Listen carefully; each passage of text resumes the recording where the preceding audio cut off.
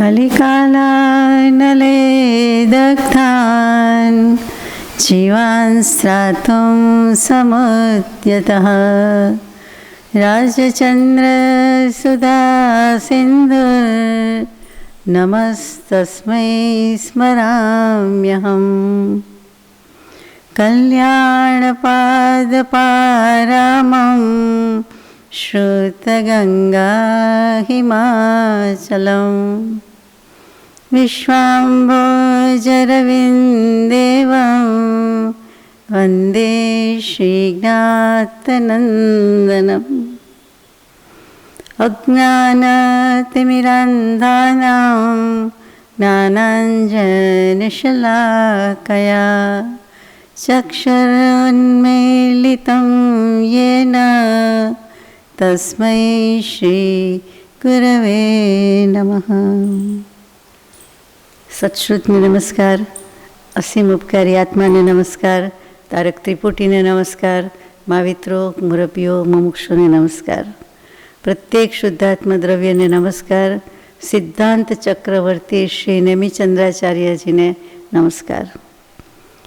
परम कृपाळु देव प्रणीत वचनामृतजी उपदेश नोंध 15 अंतर्गत चौथું સત્શ્રુત શ્રી ગોમટસાર। તેમાં જીવકાંડમાં પ્રથમ પ્રરૂપણા ગુણસ્થાન પ્રરૂપણા પ્રથમ અધિકાર ગુણસ્થાન અધિકાર તેમાં 29 ગાથા સુધી આપણે યથાશક્તિ વિચારણા કરી આજે 30 થી 40 સુધી જવાનો પ્રયત્ન કરીએ। ગાથા 30મી પચ્ચખાણાણુ દયાદો સંજમ ભાવણ હોદીણ વરિમતુ થોવ વદ્દો હોદી તદો દેશ વદ્દો હોદી પંચમ ઓ। આર્યા કે ગીતી રાગે કે ગાથાએ ગાઈ શકાય તેવો રાગ છે। અહીંયા પાંચમા ગુણસ્થાનકની વાત શરૂ થઈ ગઈ છે એટલે પાંચમા ગુણસ્થાનકની વાત આગળ જઈએ છીએ। પ્રત્યાખ્યાનાવરણ કશાયનો ઉદય હોવાથી પૂર્ણ સંયમ થતો નથી। પાંચમું ગુણસ્થાનક એટલે અનંતાનુબંધી ભૂલી જઈએ છીએ, પછી અપ્રત્યાખ્યાનાવરણ અને પછી પાંચમું અને પછી પ્રત્યાખ્યાનાવરણ એટલે અત્યારે એમ લખ્યું છે કે પ્રત્યાખ્યાનાવરણ કશાયનો ઉદય હોવાથી આ પાંચમા ગુણસ્થાનકમાં પૂર્ણ સંયમ તો નથી હોતો, એટલે કે દેશ સંયમ હોય છે, પાર્ટલી હોય છે, અંશે હોય છે, પણ એની વિશેષતા એ છે કે અપ્રત્યાખ્યાનાવરણ કશાયનો ઉદય ન હોવાથી એને દેશવ્રત કે એક દેશવ્રત હોઈ શકે છે। એકની એક વાત જુદી જુદી રીતે કહી છે કે અપ્રત્યાખ્યાનાવરણનો ઉદય નથી એટલા માટે એ થોડા ઘણા વ્રત તો લઈ શકે છે, પણ પ્રત્યાખ્યાનાવરણનો હોવાથી સંપૂર્ણપણે લઈ શકતા નથી, સીધી વાત છે। એટલા માટે આ ગુણસ્થાનકનું નામ, પાંચમા ગુણસ્થાનકનું નામ દેશવ્રત અથવા દેશ સંયમ કહેવાય છે। આગળ જઈએ। પ્રત્યાખ્યાન શબ્દ શું? અપ્રત્યાખ્યાન પ્રત્યાખ્યાન શબ્દ આવ્યો તો કે પ્રત્યાખ્યાનનું ગુજરાતી આપણે કહેતા આવ્યા છીએ પચખાણ, તો અહીંયા પચખાણ એટલે શું, પ્રત્યાખ્યાન એટલે શું, બહુ વિચારવા જેવું છે કે પૂર્ણ ત્યાગ, પ્રતિઆખ્યા પૂર્ણ ત્યાગ, સકલ સંયમ એનો અર્થ પ્રત્યાખ્યાન, પણ સંપૂર્ણ સંયમ કે ત્યાગ નથી એટલા માટે એને અપ્રત્યાખ્યાનાવરણ કીધું અને પછી પહેલાં પ્રત્યાખ્યાનાવરણ કીધું। ત્યાં અ એટલે થોડોક અભાવ છે અને પ્રત્યાખ્યાન એટલે અભાવ નહીં, બરાબરનું, એટલે કે સંપૂર્ણ રીતે આવરણ આવે છે તે, અને અહીંયા અંશે આવરણ આવે છે તે, આ પ્રત્યાખ્યાનનો અર્થ છે। પ્રત્યાખ્યાન એટલે પચખાણ જ કહીએ છીએ, ત્યાગ જ કહીએ છીએ, પણ એક ઉમેરવાનું સમજવાનું છે કે પૂર્ણ ત્યાગ, તો જ આપણને પ્રત્યાખ્યાનાવરણ અને અપ્રત્યાખ્યાનાવરણનો ભેદ કે તફાવત સમજાય, નહીં તો સમજાતો નથી। એ આ કારણે હવે એક દેશ સંયમ અને એક દેશ ચારિત્ર એ કોની અપેક્ષાએ કીધું તો કે ક્ષાયોક્ષમ ભાવ છે, ક્ષાયોક્ષમિક ભાવ કેવો છે એટલા માટે એને દેશવૃત્તિ સંયમ એક દેશ સંયમ કીધો અને એટલું જ ચારિત્ર કીધું, ને બંને રીતે કીધું, દર્શન અને ચારિત્ર બે રીતે એને અંશે કીધું છે, એટલું આપણે યાદ રાખવાનું છે। સાથે સાથે અનંતાનુબંધી અને અપ્રત્યાખ્યાનાવરણ એના બંનેના 4 જે કશાય થાય, 4 + 4 એટલે 8 કશાય છે, એના ઉદયનો અભાવ આમાં વ્યક્ત થાય છે કે અનંતાનુબંધીનો નથી અને અપ્રત્યાખ્યાનાવરણનો નથી, માટે પાંચમું ગુણસ્થાનક છે। પાકું? ખબર જ છે પણ આ જુદી રીતે લખે, શિષ્ટ રીતે સમજવા જઈએ એટલે રિફાઇન્ડ ફોર્મમાં હોય એટલે આપણે વિચારીએ, વાંચીએ એટલે થોડી ઘણી સમજણ હોય એ રિફાઇનમાંથી ફાઇન થઈ જાય. હવે અપ્રત્યાખ્યાનાવરણ કષાયના સર્વઘાતી સ્પર્ધકોનો ઉદયાભાવી ક્ષય અને સદુપશમ, સારો શબ્દ વાપર્યો છે, એકલું ઉપશમ નહીં પણ ક્ષય વત્તા સદ ઉપશમ, એની સાથે સાથે પ્રત્યાખ્યાનાવરણ કષાયના ઉદયનો આ ક્ષયોપશામિક દેશ ચારિત્ર હોવાથી આ પાંચમું ગુણસ્થાન કહેવામાં આવે છે. ફરીથી અપ્રત્યાખ્યાનાવરણ કષાય એના સર્વઘાતી સ્પર્ધકનો ઉદયાભાવી ક્ષય એ આપણે અગાઉ લઈ લીધું છે કે સર્વઘાતી સ્પર્ધક કોને કહેવાય અને ઉદયાભાવી ક્ષય કોને કહેવાય, એટલે એ થયો. સાથે સાથે બીજો ઉપશમ થાય છે, સદુપશમ થાય છે. એટલા માટે પ્રત્યાખ્યાનાવરણ કષાયનો ઉદય એટલે કે બંને ક્ષય અને ઉપશમ, ક્ષયોપશમિક ભાવ થઈ ગયા. એટલા માટે આ પાંચમું ગુણસ્થાન થયા કરે છે. દર્શન મોહની કેટલીક પ્રકૃતિ અને ચારિત્ર મોહની કેટલીક પ્રકૃતિ, એમ સાદી ભાષામાં બંનેનું મિક્સ છે. થોડીક ક્ષય થાય છે, થોડીક ઉપશમ થાય છે, બીજું કંઈ આપણે કહેતા નથી. સ્ટોકમાં પડેલું છે, કોઠારમાં કિચનમાં પડેલું છે, પણ ડાઇનિંગ ટેબલ પર કે પીરસવાનું છે, સર્વ કરવાનું છે, ત્યાં થોડુંક આવેલું છે, એમાંથી થોડુંક આપણને થોડુંક બધાને એવી રીતે આપણને પીરસતા જાય છે, આપણે લેતા જઈએ છીએ, સ્વીકાર કરતા જઈએ છીએ. એક વાસણમાંથી બીજા વાસણમાં જાય છે, એક પોટ પેન પાત્રમાંથી બીજા પાત્રમાં જાય છે, એ આપણે સમજી ગયા છીએ. એકમાં વધતું જાય છે, આ બાજુ ઘટતું જાય છે, તો એકનો ક્ષય થતો જાય છે, એકનો ઉપશમ થતો જાય. ઉપશમ તો પેલું અંદર કોઠારમાં પડ્યું છે તે છે જ, સ્ટોકમાં છે, ઉપશમ કરીને બેઠું છે. અહીંયા ઉદય છે કે એક આ બાજુથી ઓછું થાય છે, આ બાજુથી વધે છે. આમ તો બહુ સીધી વાત છે. હવે અહીંયા કદાચ શંકા થાય કે સમ્યક દર્શન ન હોય તો પણ કેટલાકને ત્યાગ, વ્રત, પચખાણ હોય જ છે, તો એને આ કહેવાય પાંચમું ગુણસ્થાનક કહેવાય? તો લખે છે કે સમ્યક દર્શન વિના, સમ્યક શબ્દ જ બતાવ્યો, સંયમ શબ્દની વાત કરો, સંયમમાં પેલો સમ છે, સ ઉપર મીંડું, તો જે અનુસ્વાર છે એમાં સમમાં સમ્યક શબ્દ આવી ગયો, તો સમ્યક પ્રકારે યમ નિયમ હોય તો જ એને સંયમ કહેવાય છે. એને પછી પૂછાય કે શંકા કરાય કે સંયમમાં સમ્યક દર્શન ન હોય તો ચાલે? ન જ ચાલે, સવાલ જ નથી. સમજાઈ જાય તેવી વાત છે કે સંયમ કીધું એટલે સમ્યક દર્શન પૂર્વકના યમ નિયમ વગેરે હોય તો જ એ સાર્થક છે, એટલે કે તો એની નિર્જરા શરૂઆત થઈ જાય છે. ત્યારથી જ ભક્તિની શરૂઆત, ધર્મની શરૂઆત, નિર્જરાની શરૂઆત છે. ત્યાં સુધી એનાથી નિર્જરા નથી, તપથી નિર્જરા છે. એમ સૂત્ર આવે, તપસા નિર્જરા ચ, મોક્ષશાસ્ત્ર તત્વાર્થ સૂત્ર. એની આગળનું સૂત્ર શું? તો કે સમ્યક દર્શન હોય તો તપથી નિર્જરા થાય છે, નહીં તો એને બાલ તપ અને અજ્ઞાન તપ કહેવામાં આવે છે. આપણે કોઈ વાર વિચારણા કરી છે. અત્યારે આગળ જઈએ એટલે અહીંયા એમણે કહી દીધું કે સંયમ કહેતા જ આ તો પાંચમા ગુણસ્થાનકની વાત છે, તો પછી સંયમ તો હોય જ ને, સમ્યક દર્શન તો હોય જ ને, પછી સંયમ છે.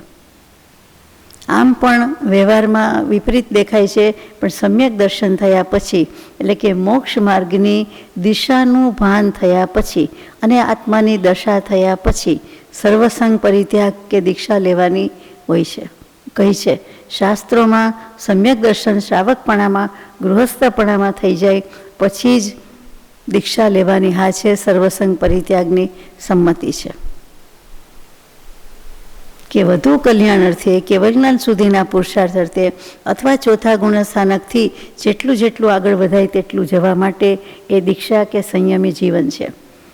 સર્વસંગ પરિત્યાગ એટલા માટે છે, નિવૃત્તિ એટલા માટે છે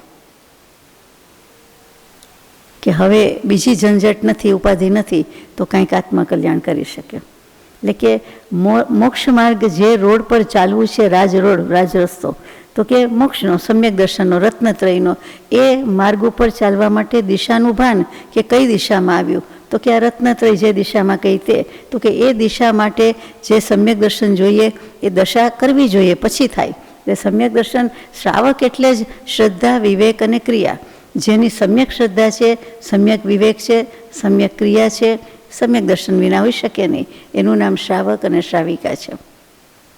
આ તો કહેવાતા શ્રાવક શ્રાવિકા, જન્મી ગયા એટલે જઈને, માની લીધું એટલે મુમુક્ષુ. એમ મુમુક્ષુ નહીં, માત્ર મોક્ષાભિલાષ કે મોક્ષાભિલાષી. તો ચાલો આગળ જઈએ. એટલે અહીંયા સંયમ કીધો છે એટલે સમ્યક દર્શન હોય તો જ છે એમ ચોખ્ખી વાત આવી ગઈ, તો જ એને કહેવાય છે. પછી એક બીજો પ્રશ્ન આવે કે 5મા ગુણસ્થાનકનું બીજું નામ છે વિરતા વિરત, એટલે વિરત પણ છે અવિરત પણ છે. સાચી વાત. સંયમી પણ છે અસંયમી પણ છે. અપેક્ષાએ સંયમ છે, અપેક્ષાએ અસંયમ છે. આગલા ગુણસ્થાનકની અપેક્ષાએ યાને કે પૂર્ણ સંયમ 6ઠા ગુણસ્થાનક, તો કે એની અપેક્ષાએ ચોક્કસ હજુ બાકી છે, એટલે અંશે જ સંયમ છે, એટલે એ અવિરત કહેવાય. પરંતુ ચોથાથી આગળ આવી ગયા 5મામાં છે થોડોક તો સંયમ છે, દેશ સંયમ છે, પાટલી છે, એટલા માટે એને વિરત કહીએ છીએ.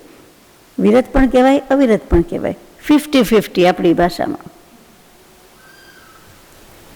હવે શું કામ એમ કહે છે તો પ્રશ્ન કરે છે કે એવું હોઈ શકે નહીં, બંધાબંધ શું વળી, વિરતા વિરત શું, અડધે રસ્તે બધું મિક્સ, એ કેમ? તો કે એનો જવાબ જ્ઞાની પુરુષે ઉપપત્તિ શબ્દ વાપર્યો છે કે ઉપપત્તિપૂર્વક હું કહું છું. ઉપપત્તિ શું? આપત્તિ, વિપત્તિ, સંપત્તિ, પ્રપત્તિ આપણને ખબર છે, સમાપત્તિ ખબર છે. અહીંયા ઉપપત્તિ લખ્યું તો કે હું કારણથી જણાવું છું, યુક્તિથી જણાવું છું અને પ્રમાણથી જણાવું છું. હવે 31મી ગાથાની વાત કરી દીધી કે હવે પ્રમાણ આપે છે, દાખલો આપે, દૃષ્ટાંત આપે, સાબિત કરે છે. આપણે તો માની લીધું છે કે વિરતા વિરત છે એટલે બરાબર. ગાથા 31મી. જો તસ વહાવો વિરદો અવિરદો તહ યથાવર વહાદો એક સમય મહી જીવો વિરદા વિરદો જીણે કમઈ. જે ભગવાન જીનેન્દ્ર દેવમાં અદ્વિતીય શ્રદ્ધા રાખે છે તે ત્રસ હિંસાથી તો વિરત છે, પણ સ્થાવરની હિંસામાં અવિરત છે, એટલા માટે એને વિરતા વિરત કહીએ છીએ. આ ગાથાનો અર્થ છે કે જે ભગવાને કહ્યું છે કેવલી પ્રભુએ એ પ્રમાણે શ્રદ્ધા છે, સ્વીકાર કર્યો છે, એટલે ત્રસ જીવોને એટલે કે હાલતા ચાલતા બેઇન્દ્રિય તેઇન્દ્રિય ચૌરેન્દ્રિય પંચેન્દ્રિય જીવોની હિંસા કરતા નથી. વ્રત છે, નિયમ છે, ત્યાગ છે, કરી શકતા જ નથી, કરે જ નહીં, વિચાર પણ ના આવે. પરંતુ સ્થાવરની હિંસા પૃથ્વીકાય, અપકાય, તેવકાય, વાવકાય, અગ્નિકાય, વનસ્પતિકાય, એ જે બધા કહીએ છીએ તે એના જીવની હિંસા થાય છે, દેખીતી રીતે થાય છે, અત્યારે પણ થઈ રહી છે. બોલાય છે તો એ વાયુકાયના જીવો હણાય જ છે. સ્પીકર, માઇક વગેરે વાપરીએ છીએ તો અગ્નિકાયના જીવો હણાય છે. પંખો ચાલે તો વાયુકાયના જીવો હણાય છે. જેના આધારે બેઠા ઊભા છીએ, જ્યાં પગ ટેકવ્યા છે એ પૃથ્વીકાયના જીવ, એ હણાય છે. પાણી ઘરે વાપરતા હોય, અત્યારે ન વાપરતા હોય, અપકાયના જીવો હણાય છે. એ બધી હિંસા આપણાથી થાય જ છે, ગમે તેટલું જાણીએ છીએ અને એ વિચાર કરીને કરીએ છીએ કે હવે નાહવા જવું છે, હવે પાણી પીવું છે, એટલે સંકલ્પપૂર્વકની હિંસા છે, ઈરાદાપૂર્વકની નહીં પણ સંકલ્પપૂર્વકની, કે એના વિના નહીં ચાલે એટલા માટે આપણે કરીએ છીએ. તો એ હિંસા હોવાથી એને અવિરતિ કીધો છે અને આ અપેક્ષાએ એને વિરતિ કીધો છે. એટલે આપણે તો માનતા જ હતા અને ગળે ઉતરી જાય એવી વાત છે. એક સ્પષ્ટતા જ્ઞાની પુરુષ કરે છે આચાર્ય ભગવાન કે જીનેન્દ્ર દેવે કીધેલી વાત, એટલે જીનેન્દ્ર દેવમાં સદગુરુદેવ પણ આવી જાય, સદધર્મની વાત પણ આવી જાય, સત્શાસ્ત્ર પણ સમાવેશ થઈ જાય. એટલે એમાં જે કહ્યું છે તે પ્રમાણે હિંસાનું સ્વરૂપ સમજવાનું છે અને વિરતિ અવિરતિની વાત લેવાની છે. નહીં તો આપણે મોટું કહી દઈએ કે કેવલી પ્રભુએ તો આટલો જ શબ્દ વાપર્યો છે, પછી નાની મોટી હિંસાની વાત આપણે જવા દઈએ તો એ ચાલે નહીં. પછી ગાથામાં તથા ચ એટલે કે તહ ય શબ્દ વાપર્યો છે આ શ્લોકમાં. એટલે એનો અર્થ એમ કે ગમે તેમ તો જ્ઞાની પુરુષના વચનની શ્રદ્ધાનો સ્વીકાર છે, એટલે વિના પ્રયોજન એ સ્થાવર જીવની હિંસા પણ કરતા નથી.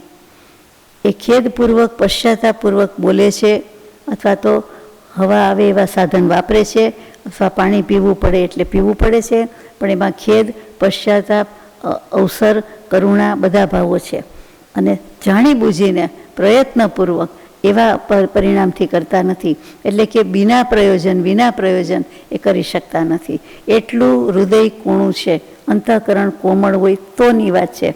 બાકી આપણે જાણીએ છીએ કે આટલું કોમળ અંતઃકરણ કંઈ બધાને ઓળખીએ છીએ બધા કે આપણે પોતે, એટલું નથી.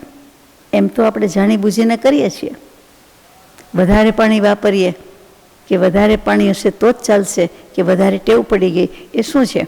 એ પ્રયોજન થોડાક પાણીમાં પણ નાહી શકાય છે, એટલે સમજી લેવાની વાત છે. હવે 5મા ગુણસ્થાનકની વાત પૂરી થઈ અને 6ઠ્ઠા ગુણસ્થાનક પર લઈ જાય છે.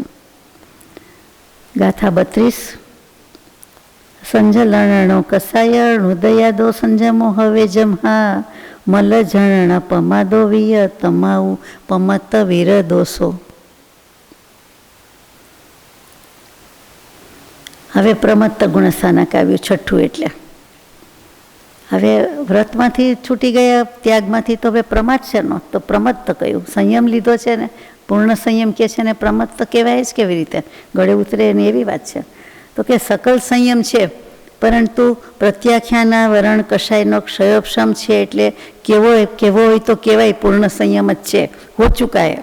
પણ સંયમની સાથે સાથે સંજ્વલન છે છેલ્લો બાકી રહ્યો તે, અને ન કશાય, એના ઉદયથી સંયમની સાધના આરાધનામાં મળ ઉત્પન્ન થાય છે, ભાવમળ મલ ઉત્પન્ન થાય, એટલે અશુચિ અપવિત્ર થાય છે. તો કે એને કારણે તેને પ્રમાદ કહેવાય છે. એ જે મલ પ્રમાદ મલ કે ભાવમલ થાય છે તેને પ્રમાદ કહેવાય છે. કયો હોય? રાગ, અંશે તો અંશે, પરમાણુ અણુ જેટલો રાગ પણ આમાં ચાલે નહીં. એટલે રાગ, દ્વેષ અને અજ્ઞાન, સ્વરૂપનું અજ્ઞાન. હજુ સમ્યક દર્શન હોય, આટલા વ્રત નિયમ હોય, પણ કેવલ જ્ઞાનીને જે સ્વરૂપનું જ્ઞાન છે, અખંડ દૃષ્ટિ, અખંડ દ્રવ્ય, અખંડ વૃત્તિ, અખંડ સ્વભાવ અને નિરંતર અખંડ જ વર્તે, અખંડપણે, હા એ નથી. એટલા માટે હજી બાકી છે. શું કામ બાકી છે? સંજ્વલન કશાય બાકી છે અને ન કશાય ઊભા છે બાકી છે. તેથી પ્રમાદ થઈ જાય છે. તેથી પ્રમાદ મળ થઈ જાય છે જે સંયમમાં, તેનું નામ પ્રમાદ કીધો છે. અને એટલે પ્રમત્ત વિરત અથવા પ્રમત્ત સંયત આ ગુણસ્થાનકનું નામ છે. સંજ્વલન કષાયનો પણ તીવ્ર ઉદય હોય છે આ ગુણસ્થાનકમાં. પછીના ગુણસ્થાનકમાં સંજ્વલન કષાયનો ઉદય મંદતર થશે, એટલે તીવ્ર કરતાં ઓછો થતો જશે. ઓછો તીવ્ર અને એનાથી ઓછો તીવ્ર, યાને કે મંદ અને મંદતર થશે. એ જુઓ જ્ઞાની પુરુષ બાકી રાખે, નહીંતર પછી 6 થી સીધું 13મું જ આવી જાય. તો એમ નહીં, પછી પાછો એ પ્રમાદની માત્રા ઘટે છે, કારણ કે સંજ્વલન કષાયની માત્રા ઘટે છે, એના ઉદયની માત્રા ઘટે છે. હવે એમ થાય કે પ્રમાદ છે તો સંયમનો ઘાત ન કરી દે, તો લખે છે કે આ પ્રમાદ સકલ સંયમનો ઘાત કરવાને સમર્થ નથી, પરંતુ મલ ચોક્કસ ઉત્પન્ન કરી જાય છે એટલી શક્તિ એનામાં છે. બાકી ચારિત્રની અપેક્ષાએ એકદમ એકલો ક્ષાયુક્ષમિક ભાવ જ આને કહેવામાં આવે છે. પણ સમ્યક દર્શનની અપેક્ષાએ ઔપશમિક, ક્ષાયિક કે ક્ષયોપશમિક ગમે તે હોઈ શકે છે. કોઈ જીવને ક્ષાયિક હોઈ શકે, કોઈને ક્ષયોપશમ હોઈ શકે, કોઈને ઉપશમ હોઈ શકે. સમકિતની રીતે ત્રણેય હોઈ શકે. પણ ભાવની અપેક્ષાએ કીધું, ચારિત્ર મોહનીયની અપેક્ષાએ તો ક્ષયોપશમિક ભાવ જ છે. કેટલું ક્ષય છે, કેટલું ઉપશમ છે, એટલે અડધે રસ્તે જ છે. અહીંયા જે વાત ચાલે છે તે દ્રવ્ય સંયમની નથી, પણ ભાવ સંયમની છે. એટલે ચોખવટ કરી દીધી, કારણ કે દ્રવ્ય સંયમ દેખીતી રીતે વેશ પરિવર્તન કર્યું હોય તો એ દ્રવ્યલિંગી કહ્યું, તો કે એ સાધુ મુનિની વાત નથી, સાધુ સાધ્વીજીની વાત નથી. દ્રવ્ય સંયમ નહીં, પરંતુ ભાવ સંયમ, એટલે કે કોઈ ગૃહસ્થ દશામાં જ હોય, પરંતુ વ્રત, નિયમ, તપ, ભાવની રીતે એ ઉત્તરોત્તર ક્યાંના ક્યાંય પહોંચી જતા હોય, કે એનામાં એટલી પ્રગતિ હોય, એનો એટલો વિકાસ હોય, એની એટલી ઉજ્જવળતા હોય, તો ગમે તે દુનિયામાં, ગમે તે લોકમાં આત્મા તો ગમે ત્યાં છે. અને ગમે તે જગ્યાએ 14 રાજલોકમાં 6ઠ્ઠા ગુણસ્થાનકે વર્તતો કોઈ પણ જીવ હોય, એ બધાના માટે એક સરખા નિયમ છે, એક સરખા સિદ્ધાંત છે. એટલે આપણી દૃષ્ટિએ ન હોય, ભરત ક્ષેત્ર ન હોય, ઐરાવત ક્ષેત્ર, મહાવિદ્ય ક્ષેત્ર, કોઈ પણ દશાએ, કોઈ પણ ક્ષેત્રમાં, કોઈ પણ જગ્યાએ, તો જે પણ જીવ હોય, તિર્યંચ ગતિનો હોય, તે પણ 5મા ગુણસ્થાનક સુધી તો એ પણ છે. એટલે 6ઠ્ઠામાં એ આવી શકતા નથી, એટલે એની વાત અહીંયા નથી લઈ શકતા. પણ બીજા કોઈ પણ હોય તો એને આપ લાગુ પડે છે.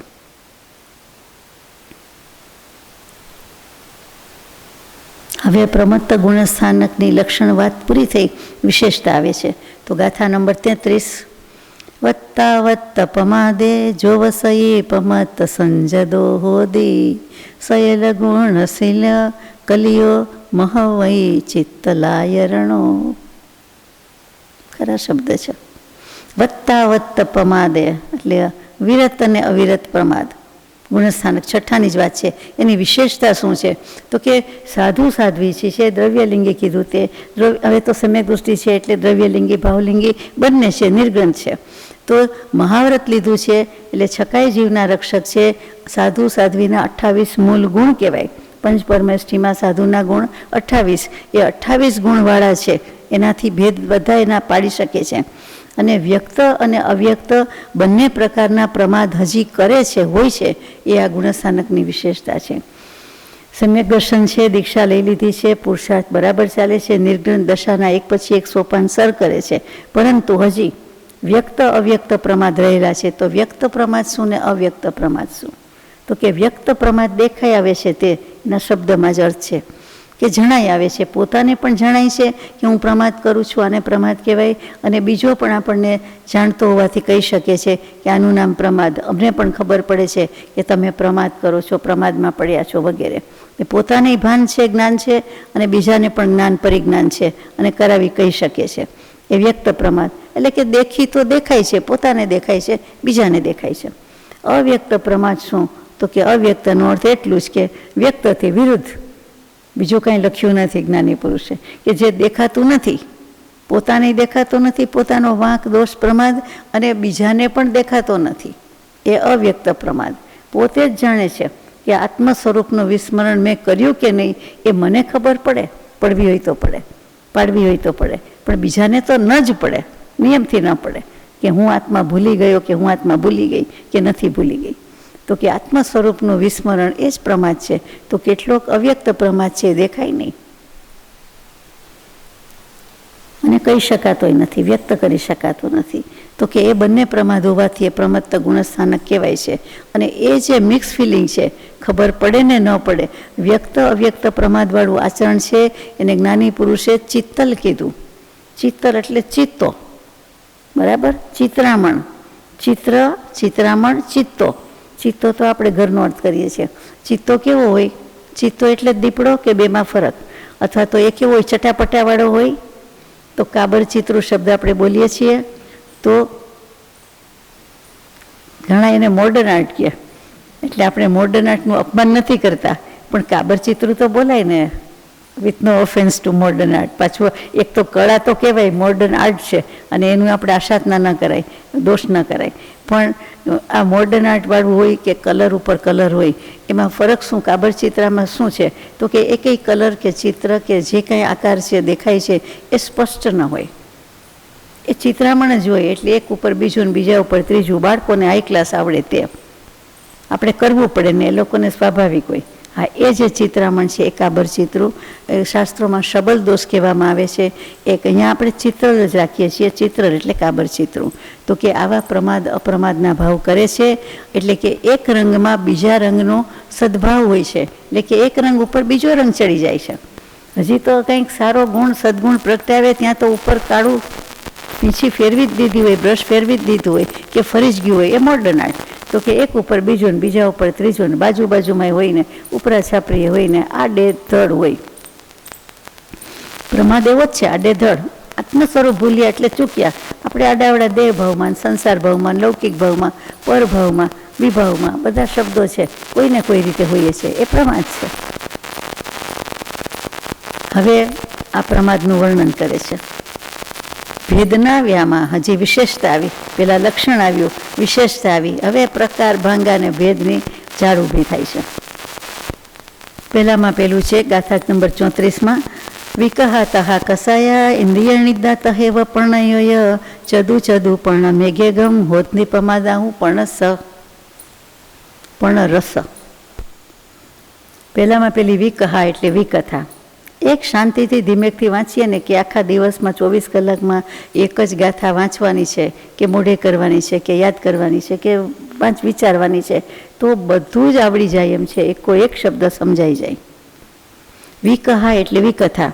તહા આપણે એક એક શબ્દ નથી લેતા, સોરી. વિકહા એટલે વિકથા 4 પ્રકારની છે, તો આપને નામ આવડે છે ને, સ્ત્રી કથા, પુરુષ કથા, દેશ કથા અને રાજકથા. સ્ત્રી કથા ભત કથા, સ્ત્રી પુરુષમાં એકબીજા આવી જાય કે સ્ત્રી પુરુષની કરે, પુરુષ સ્ત્રીની કરે એમ. પછી ભટ્ટ કથા એટલે ભોજન કથા, પછી દેશ કથા અને પછી રાજકથા. એટલે એ વખતે રાજાશાહી હતી. એટલે અહીંયા લખ્યું છે, વાંચું છું. 4 વિકથામાં સ્ત્રી કથા, ભક્ત કથા. ભક્ત એટલે ભોજનવાળા, સમજી ગયા ને?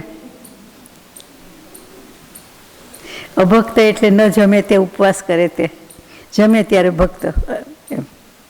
સ્ત્રી કથા, ભટ્ટકથા, રાષ્ટ્રકથા. દેશકથા એટલે રાષ્ટ્રકથા. એમાં પછી આંતરરાષ્ટ્રીય બીજા દેશની વાત કરીએ એ પણ આવી જાય. અને અવનીપાલ કથા.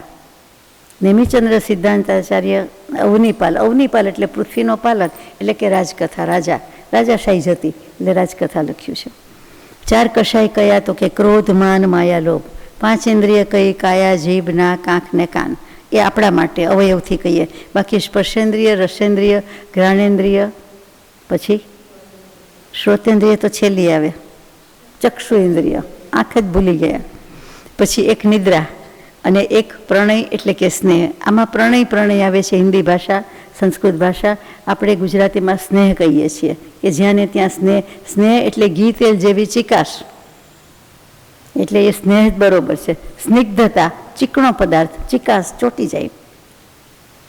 તો પ્રમાદના 15 ભેદ જ્યારે ગણવાના આવે ત્યારે 4 વિકથા, 4 કશાય, 5 ઇન્દ્રિય, નિદ્રા 1 અને પ્રણય સ્નેહ 1 એટલે 15 થયા. તો આ પ્રમાદના 15 ભેદ છે. પાકું? 5માંથી 15માં આવ્યા. જવાનું છે 37,000 ઉપર. બહુ વાંધો ના આવે. હવે વિકથા કોને કહેવાય આપણને ખબર ન હોય તો જ્ઞાની પુરુષ આમાં લખે છે તે કે સંયમને વિરોધી જે કોઈ વાત કે વાક્ય કે કથા કે વાત હોય તે બધી વિકથા કહેવાય. હવે આત્મા સિવાયની, સમ્યક દર્શન સિવાયની, વ્રત નિયમ સિવાયની જે કોઈ વાત હોય તો આપણે એ વાત તો ક્યારે આવે? વાંચતી વખતે કદાચ આવે 1-2 વખત, બાકી ક્યારે આવે આ વાત? તો કે એ સિવાયની બધી જ વાત વિકથા કહી દીધી. એટલે આપણને એમ થાય ને આપણે ખાસ વિકથામાં ટાઈમ ગાળતા નથી, ભગવાને જવાબ આપી દીધો. એવી જ રીતે સંયમ ગુણનો જેનાથી ઘાત થાય છે તે ક્રોધ, માન, માયા, લોભ એ 4 પરિણામ તે કશાય કહેવાય. સંયમ ગુણનો ઘાત થાય છે, ક્રોધથી, માનથી, બધાથી થાય છે. પછી સ્પર્શ વગેરે ઇન્દ્રિયો દ્વારા જે કોઈ ઇન્દ્રિય એટલે ઇન્દ્ર શબ્દ આવ્યો, રાગ ભાવ કરવામાં આવે છે, ઇન્દ્રિયના વિષયમાં રાગ ભાવ કરવામાં આવે છે, એમાં દ્વેષનો સમાવેશ આવી જ જાય છે, એટલે એનું નામ ઇન્દ્રિય છે. તો કે એ બધી ઇન્દ્રિય એ પણ આવી જ જાય. 5 ઇન્દ્રિયના પ્રવર્તનમાં તો છીએ જ. એટલા માટે ક્ષમાપનામાં આવે છે કે હું નિરંતર પ્રપંચમાં પડ્યો છું. આપણે શું નિરંતર માયા કપટ કરતા હોઈએ? આત્મા સ્વરૂપને ભૂલી જાય એ એક કપટ ખરું કે આત્મા છું છતાં આત્માને ભૂલીને બધું કરીએ છીએ. તો એ માયા છે આત્મા સાથેની, પોતાની સાથેની. પોતે આત્મને ઓઝલમાં રાખે, પડદામાં અંદર પૂરી દીધેલો, રાખી દીધેલો છે, એનો ભાવ એ કરતો નથી.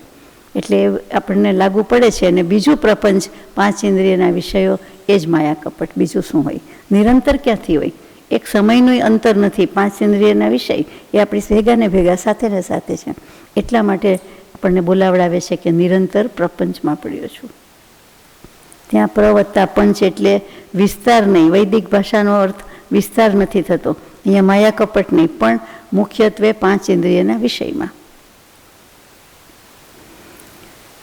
ધ્યાન, ગૃદ્ધિ વગેરે જે 3 કર્મના ઉદય છે, એટલે કે નિદ્રા વગેરે, પ્રચલા વગેરેનો તીવ્ર ઉદય હોવાથી સામાન્ય પણ આપણે કંઈ જોઈ શકીએ નહીં. એટલે કે સામાન્ય ગ્રહણને પણ રોકી શકે, એટલે કે દર્શન ઉપયોગને પણ જે રોકી લે છે. અને જે જાડ્યાવસ્થા આવે છે, જાડાપણું આવે છે. કોનું જાડાપણું? શરીરનું નહીં, પણ બુદ્ધિનું જાડાપણું. ત્યારે આપણું મગજ, મન, બુદ્ધિ જે શબ્દ કયો તે એ જાડી થઈ જાય છે. જીભ જાડી થઈ જાય, સાંભળ્યું છે, જોયું છે. આ બુદ્ધિ જાડી થઈ જાય છે. એટલે આળસ, પ્રમાદ, એના માટે એક શબ્દ જાડ્ય છે, ગુજરાતી શબ્દ જમરૂખનો જાડ્ય, એટલે જાડાઈ થઈ ગઈ. જાડાઈ શું સમજી જવાનું કે લાંબુ પોળું થઈ ગયું. બુદ્ધિ જાડી છે એટલે જાડી બુદ્ધિના છીએ આપણે એમ કહીએ છીએ કે અમારો ઉપયોગ તો આવો છે, એકદમ જાડો છે. તો કે એ જાડ્ય બુદ્ધિ છે. તો કે એ આવી જાય છે, તેનું નામ નિદ્રા. આવરણ જ આવી જાય છે, ખબર નહીં શું. બધા વિષયો, મગજ, 5 ઇન્દ્રિયના વિષય, મન, મસ્તિષ્ક, આત્મા, જાણે બધાની વસ્તુ શાંત પડી જાય છે, એકદમ શાંત થઈ જાય છે. ખરેખર શાંત નથી થતી, તો ચીર નિદ્રામાં કહેવાય. તો કે પ્રમાણમાં ઉપશાંત થઈ ગઈ છે, પ્રમાણમાં શાંત થઈ ગઈ છે, એટલા માટે તે નિદ્રા. એટલે કે આંખ બંધ છે, સામાન્ય વસ્તુ પણ જોઈ શકતા નથી, સામાન્યપણે પણ જોઈ શકતા નથી, તેનું નામ નિદ્રા એ કેવું છે. પછી બાહ્ય પદાર્થોમાં મમતા રાખીએ છીએ અને તીવ્ર હાસ્યાદી નોકશાહીનો ઉદય આવે છે, એટલે સંશ્લેષ પરિણામ થાય છે, એટલે કોઈના પ્રત્યે સ્નેહ રાખીએ છીએ. સ્નેહ શું કામ આવે છે?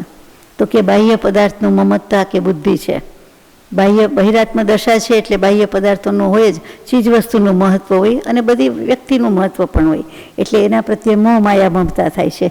અને તીવ્ર હાસ્યાદી નોકશાહી, સંજ્વલન કશાયની વાત પૂરી થઈ, હવે નોકશાહીનો ઉદય છે, એટલે પૂર્વે બાંધ્યું છે એટલે અત્યારે હાસ્ય નોકશાહી, પાછું હાસ્ય વગેરે કરીએ એટલે પાછું આપણા કર્મ બંધાય છે. તો કે એનો ઉદય આવવાથી આપણને કોઈ પણ વ્યક્તિ કે વસ્તુ પ્રત્યે જે સંશ્લેષ પરિણામ થાય છે તેનું નામ પ્રણય એટલે કે સ્નેહ કહેવામાં આવે છે.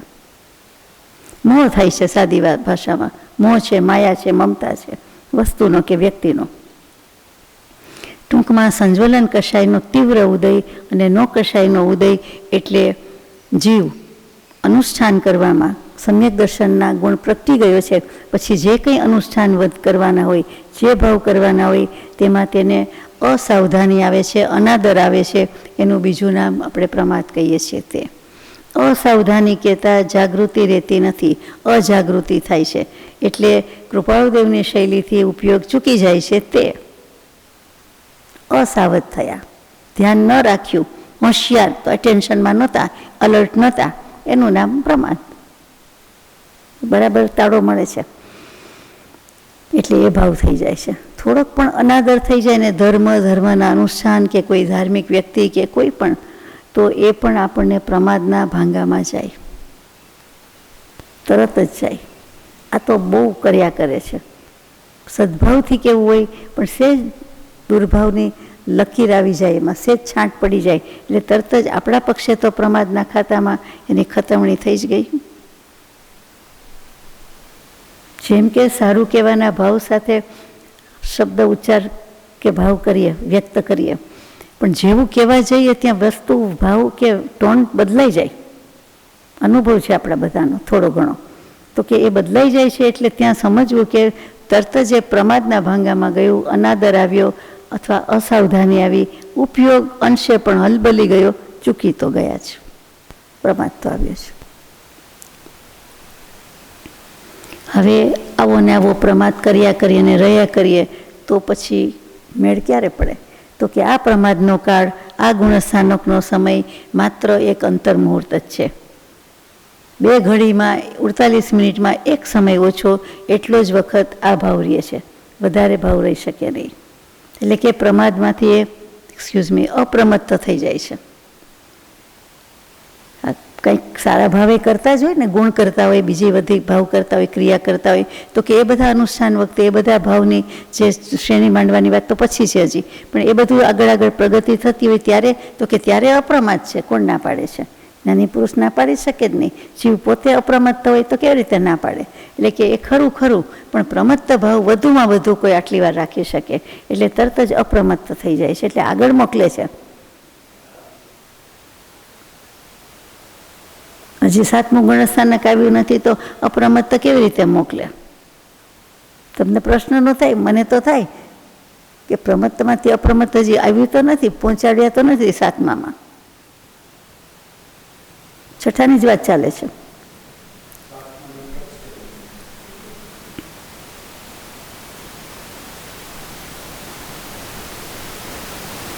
લખ્યું છે એટલે માનવું પડે. લખ્યું છે એમાં કે અપ્રમત્ત ગુણસ્થાન થયા કરે છે, માટે બંને ગુણસ્થાનોમાં હજારો વખત આવું પરિવર્તન થયા કરે છે. આટલો ચેન્જ, આટલી બધી વાર, હજારો વખત. આપણે તો લાખો કહીએ તોય ખોટું નથી. ચાલો, અહીંયા 6ઠું ગુણસ્થાનકની વાત લગભગ પૂરી થવા આવે છે, પણ હજી ભેદભાંગાની વાત ચાલુ છે, પછી 7મું આવશે. 5 પ્રમાદના પ્રકાર કયા હોય ત્યારે કયા કયા છે? વિકથા, કષાય, ઇન્દ્રિય, નિદ્રા અને સ્નેહ. એ 5. એ તો આપણને જૂના જાણીતા યાદ જ છે. પછી એ પ્રમાણ એ પાંચેયના ભેદ કર્યા કે 4, 4, 5, 1, 1. એટલે વિકથા 4, કષાય 4, ઇન્દ્રિય 5, નિદ્રા 5 અને પ્રણય એટલે સ્નેહ 1. સ્નેહનો આખો લાડવો એક જ લીધો છે. સારું છે. એમાં કેટલા કણિયા કરે? આપણે તો અસંખ્યાત અનંત સુધી જઈએ. એટલે આ બધા મળીને 15 ભેદ થયા. 4 ને 4 8 ને 5 13 ને 1 14 ને 1 15 ભેદ થયા. એટલે પ્રમાદના 5 થઈ ગયા, 15 થઈ ગયા. હવે સંયોગી કરવાના છે એટલે કે 80 ભેદ કરાવે છે. આગળ બતાવી દીધા છે એટલે આગળ આવી ગયા છે 16 ગુણ્યા 5 કેવી રીતે એટલે કહી દીધા છે. હવે આપણે જે કરવાના છે 37,000. તૈયાર? વિકથાના 25 ભેદ, કષાયના 25 ભેદ, પછી ઇન્દ્રિય અને અનિન્દ્રિય 5 ઇન્દ્રિય અને 6ઠું મન એટલે 6, અને એના પછી નિદ્રા 5, અને મોહ અને પ્રણય. એમાં મોહ અને પ્રણય એટલે સ્નેહ. એટલે મોહ એક જુદું લીધું છે એ વિચારવાનું છે, અને પ્રણય એટલે સ્નેહ એ જુદો લીધો છે. એટલે એનો ગુણાકાર કરશું એટલે 37,000 થવાના છે. પણ એ પહેલાં વિકથા 25 ક્યાંથી આવી? આપણે તો 4 વિકથાના નામ બોલ્યા હમણાં. તો કે 25 વિકથાના નામ કોઈ બીજા શાસ્ત્રમાં હોય એવું નથી. આ ધવલાજી એ કારણે એ નિમિત્તે આમાં છે, ગોમટસારજીમાં છે, અને ટીકાકારે પણ મૂક્યા છે. એટલે આમાં જ મૂક્યા છે. ફૂટનોટમાં વાંચું છું. રાજકથા, ભોજન કથા, સ્ત્રી કથા, ચોર કથા, ધન, વેર, પરખંડન, દેશ, કપટ, ગુણબંધ, દૈવી, નિષ્ઠુર, શૂન્ય, કંદર્પ, અનુચિત, ભંડ, મૂર્ખ, આત્મપ્રશંસા, પરિવાદ, ગ્લાની, પરપીડા, કલહ, પરિગ્રહ, સાધારણ, સંગીત. આ 25 પ્રકારે વિકથા. સંગીતનું કોઈક વખત આપણે દૃષ્ટાંત કહેતા હોઈએ કે ભગવાન સંબંધી કોઈ મૂવી જોતા હોઈએ, કૃપાળદેવનું જીવન ચરિત્ર હોય, કોઈ વિતરાગદેવનું હોય, કોઈ ડ્રામા કર્યું હોય, કોઈ સિરિયલ હોય, જે પણ હોય તે કંઈક ભગવાનની મૂવી, પંચકલ્યાણક પ્રતિષ્ઠા ઉત્સવ ઉજવાતો હોય અને ભગવાન પર જ ફોકસ હોય, એટલે તે જ બધું હોય. તેમાં આવતી શોભાયાત્રા અને આપણે ક્યાં છીએ તે ફોકસ નથી, માત્ર ભગવાન છે.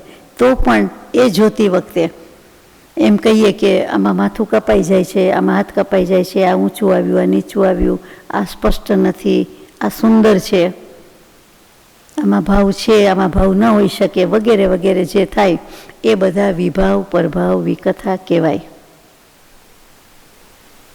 ભગવાનનું જોઈએ છીએ, આત્માની વાત છે તો પણ કહેવાય. કૃપાળદેવના ચિત્રપટ જેનું અવલોકન કયો, નિરીક્ષણ કયો કે આપણે અનુસંધાન કરતા હોઈએ, કરવા જઈએ અને ત્યાં અંતરંગ સ્વરૂપનું નથી થતું, અને જો બાહ્ય થાય છે કે અહીંયા પગ કેટલા પાતળા છે, અથવા પાંસળી કેવી દેખાય છે, અથવા જે કાંઈ બધું થાય છે, અથવા આ ઊંચા નીચું લાગે, સહેજ તો આમ ફરક આવે જ, હોય જ, હતો જ, છે જ. આ જે બધા ભાવ એ વિભાવ, દેહભાવ, પરભાવ છે. એટલે સંગીતમાં પણ લાગુ પડે છે કે જુદી કળા લીધી તો જો ભગવાનને સંબંધી હોય તો પણ એને વિકથા કહી દીધી, તો બીજી બધી તો વિકથા નંબર 1 કહેવાય, અવ્વલ નંબરની વિકથા કહેવાય. અને એમાં આપણી જિંદગીના આખા દાયકા એમાં ગયા, જઈ રહ્યા છે, ચાલુ જ છે પ્રવાહ. ક્યારે બંધ થયો? આત્મકથા ક્યારે? ભાગ્યે જ, કેટલી વાર, ગણતરીની મિનિટ હોય તો એ. ચાલો, તો આ વિકથાના 25 ઉત્તરભેદ હતા. ફરીથી વિકથા ગુણ્યા કષાય એટલે કે 25 ગુણ્યા 25 એટલે 625, 625 ગુણ્યા 5 ઇન્દ્રિય, 6ઠું મન એટલે 6 એટલે 3750, 3750 ગુણ્યા 5 નિદ્રા એટલે 17,250. ગણો છો ને ભેગું? 18,000 થાય. 17 ક્યાંથી આવે? 17 દુ 34, 18 દુ 36, 18,750. અને એને ગુણ્યા 2 છે, પણ મોહ અને પ્રણય 2 ગણ્યો, મોહ અને સ્નેહ એ સહેલું છે યાદ રાખવું, એ 2 ગણ્યા એટલે બરાબર 37,500 થયા. નાના હતા, ભણતા હતા તો જવાબ યાદ રાખી લીધો હોય કે જોઈ લીધો હોય, પછી મારી મચડીને ટ્વિસ્ટ કરીને ગમે તેમ દાખલો ગણતા હોઈએ, દૃષ્ટાંત હોય એમ કે જવાબ આ આવવો જોઈએ, એટલા માટે આપણે આડું અવડું વિચારીએ, ઊંધેથી વિચારીએ. એક્ઝેક્ટલી આમાં એવું કર્યું કે 14,000 17,000 નથી પણ 18,750 છે. ફરીથી 25 × 25, 25નો સ્ક્વેર વર્ગ થયો 625, 625 × 6 એટલે 3,350, 3,350 × 5 નિદ્રા એટલે 18,750, એના ગુણ્યા મોહ અને સ્નેહ એ 2 એટલે 37,500 ભેદ છે. જે ભેદ પ્રજ્ઞાબોધમાં પરમ પૂજ્ય બ્રહ્મચારીજીએ પુષ્પ નંબર 8માં પ્રમાદના સ્વરૂપનો વિશેષ વિચાર એમાં મૂક્યા છે. ગોમટસર ભેદ, ગોમટસાર ભેદે બહુભેદ ભાખ્યા એમ કરીને આવે છે તે. અને પરમ કૃપાળુદેવે 16મા વર્ષે લખેલી મોક્ષમાળામાં 50મો પાઠ પ્રમાદ લખ્યો છે. આંકડો યાદ રહી જાય તેવો એ પ્રમાદ, એ જ પ્રમાદ છે.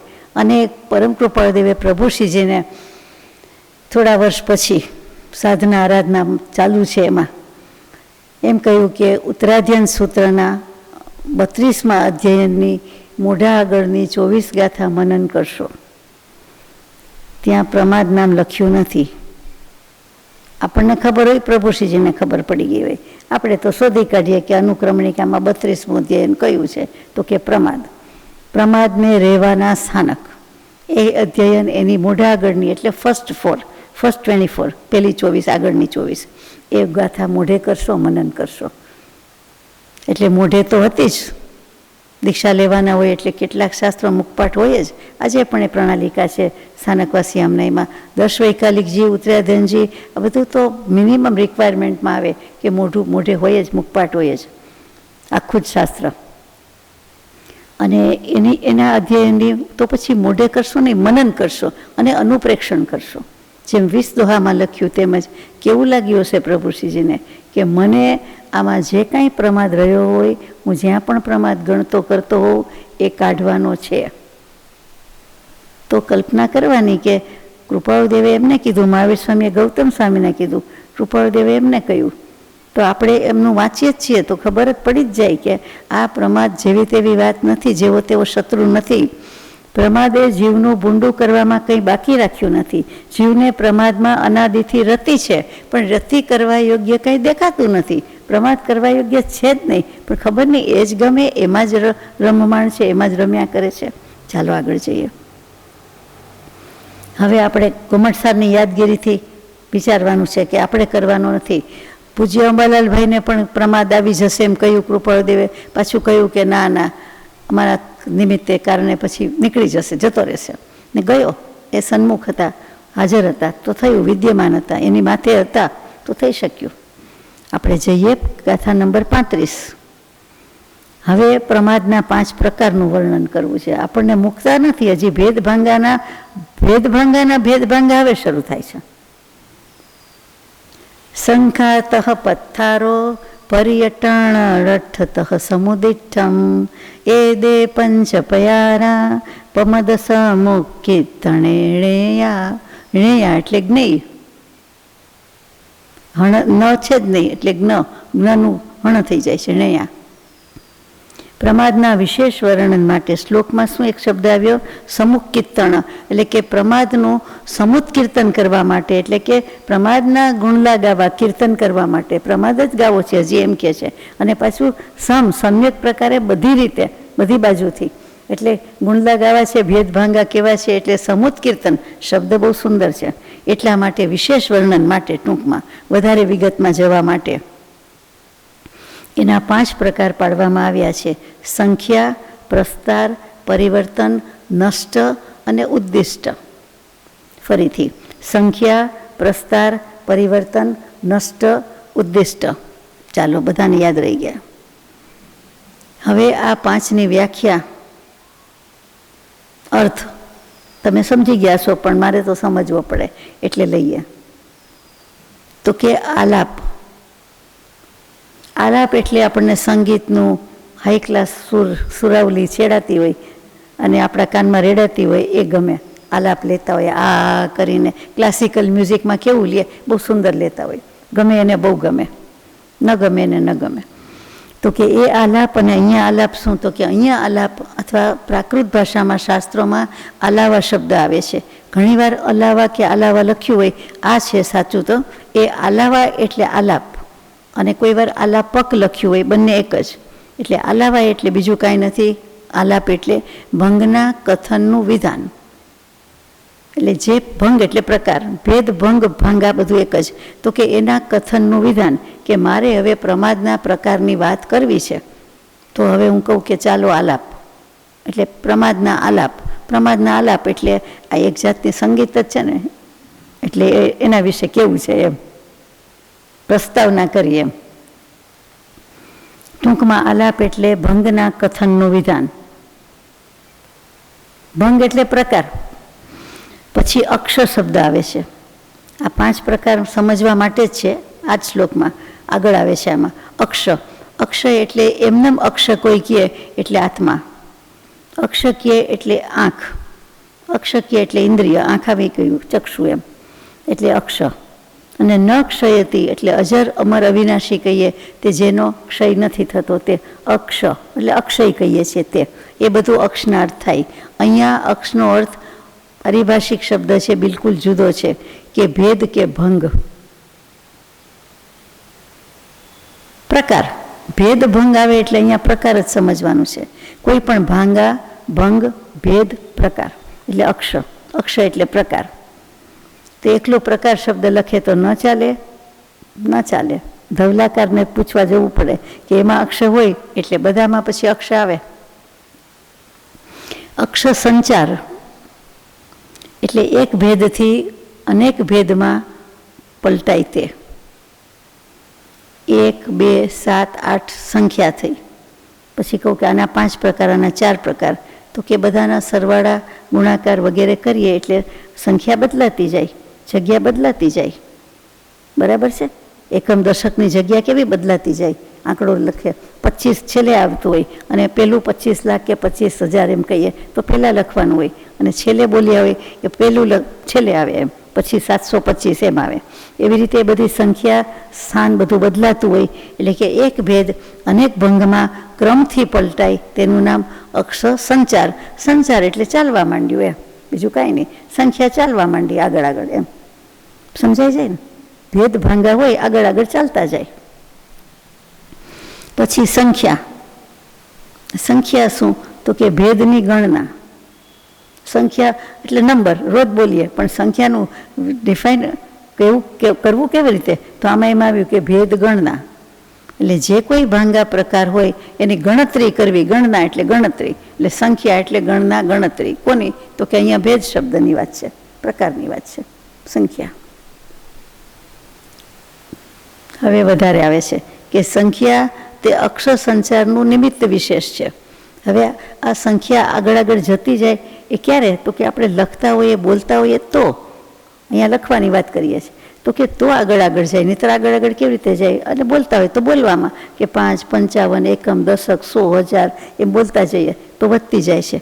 તો કે જે સંખ્યા છે તે અક્ષર સંચારનું નિમિત્ત વિશેષ છે, કે ભાગાકાર, સરવાળા, બાદબાકી, ગુણાકાર કોના કરો?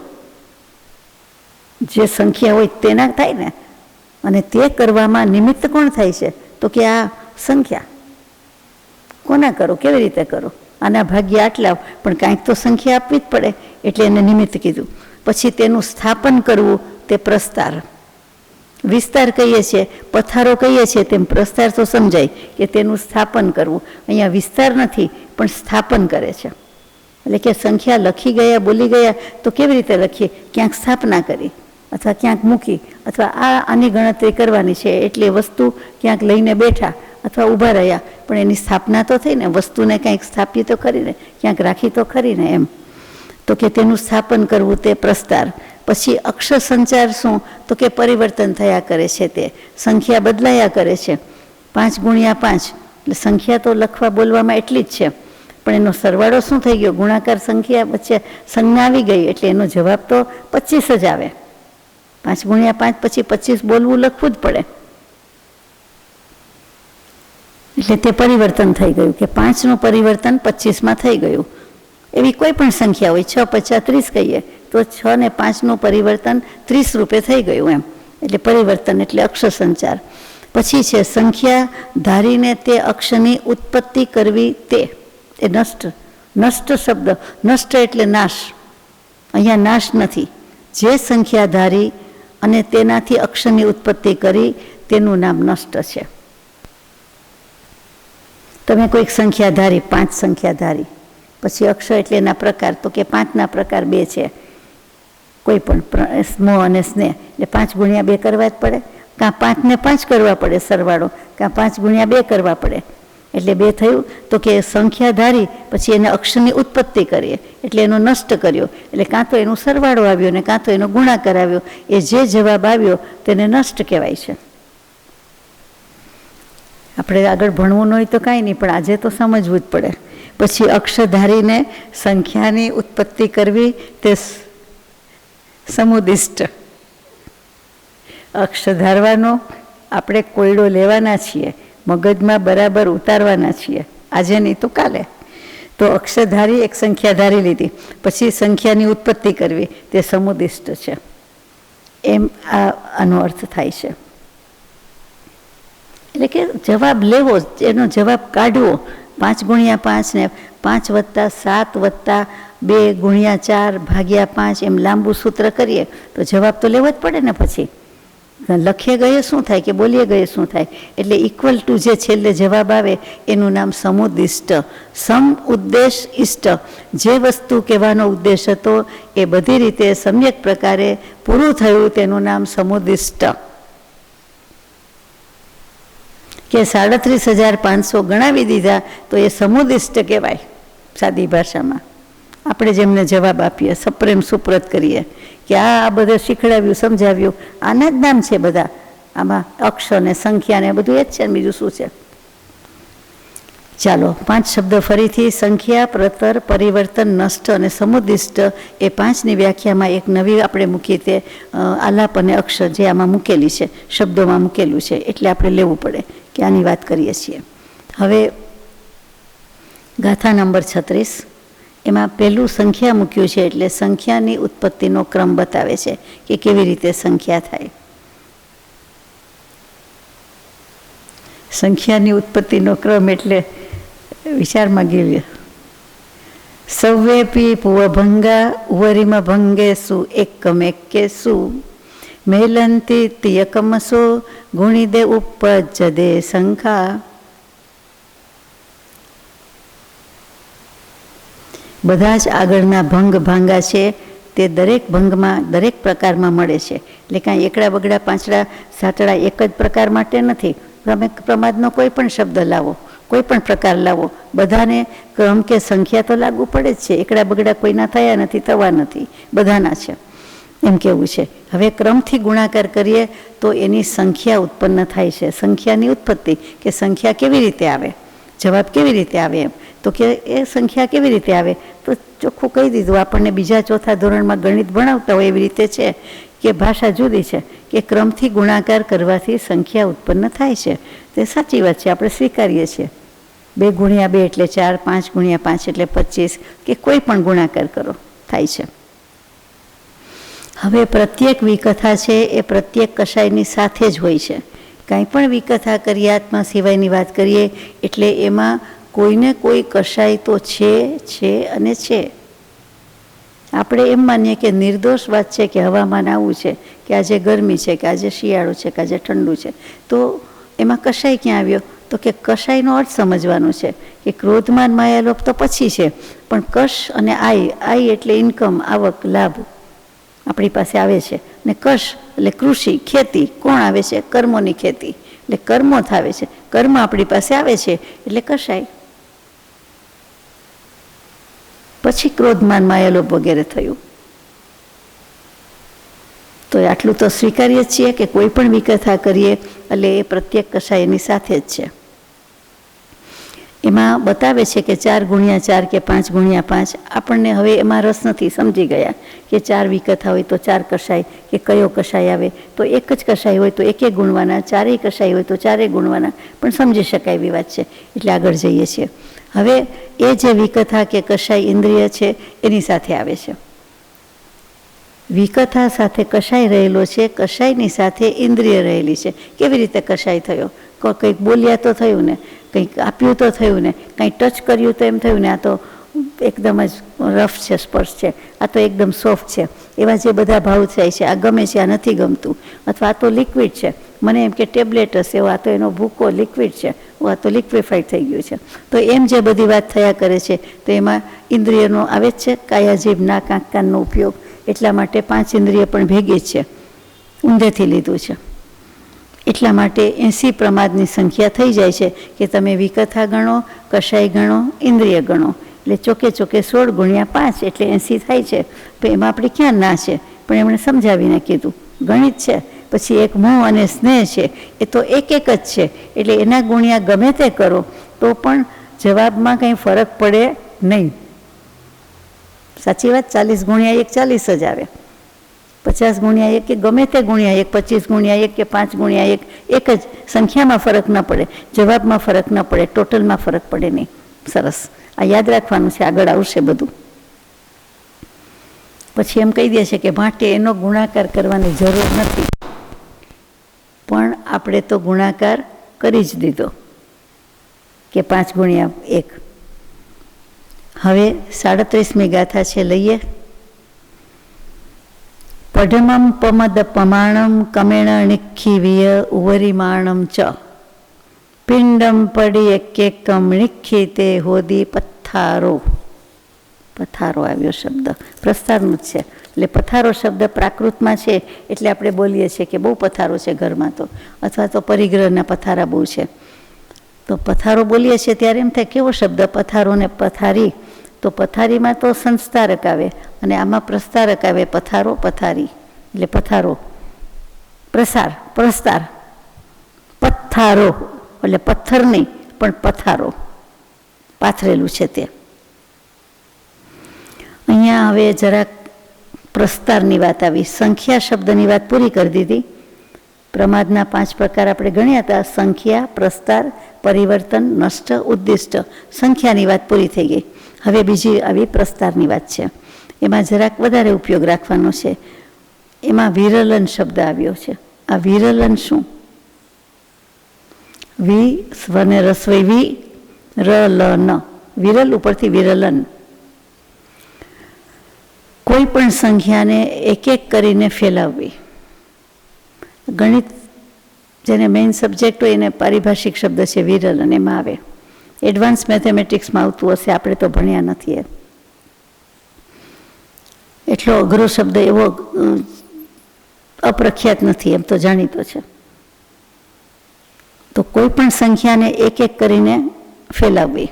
એટલે આપણને દાખલો લખાવતા એમ કહે ને કે ચાલો પેલા એકડો લખી નાખો, પેલા ક્રમ કરવાનો છે, તો આપણે કહીએ ચાલો 1 2 3 4 5, એટલે ક્રમણે અનુક્રમણિકાની જેમ સિરિયલ વાઇઝ સિરિયલ નંબર આપીએ 1 2 3. એવી રીતે એ ઉપરથી નીચે હોય તો 1 2 3 ઇન્ડેક્સની જેમ, પણ નહીંતર સિરિયલ નંબર જુદા. પછી આમ 1 2 3 લીટી આમ જાય, એટલે એ પ્રમાણે આપણે કરતા હોઈએ કે ચાલો લખો, એટલે 1 એની બાજુમાં બીજો, 1 એની બાજુમાં ત્રીજો, એની બાજુમાં ચોથો.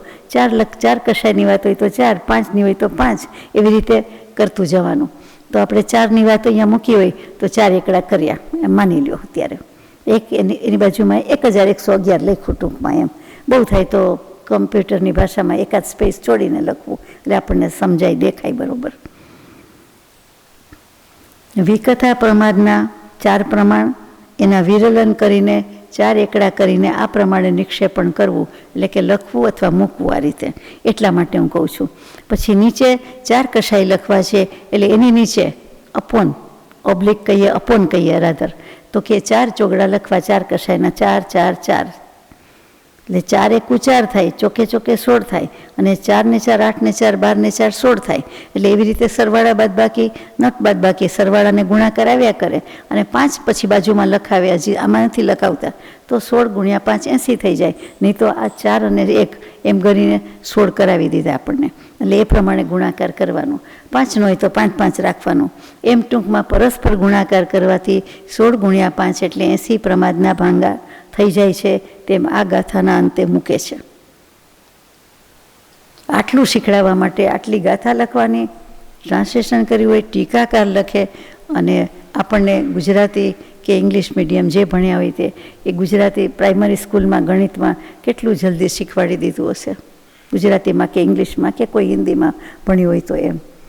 હવે એને કેટલી વાર લાગી હશે, આખું વર્ષ ભણ કર્યું હશે. એ ટીચરને ધન્યવાદ છે ને. આનો કોઈનો આધાર નથી, એમને ગણિત ભણાવવાનું છે. અહીંયા પ્રસ્તારની બીજી રીત છે, બાકી રહે છે 37 ગાથાએ આપણે પૂરું કરીએ છીએ. સજાત્મ સ્વરૂપ પરમ ગુરુ.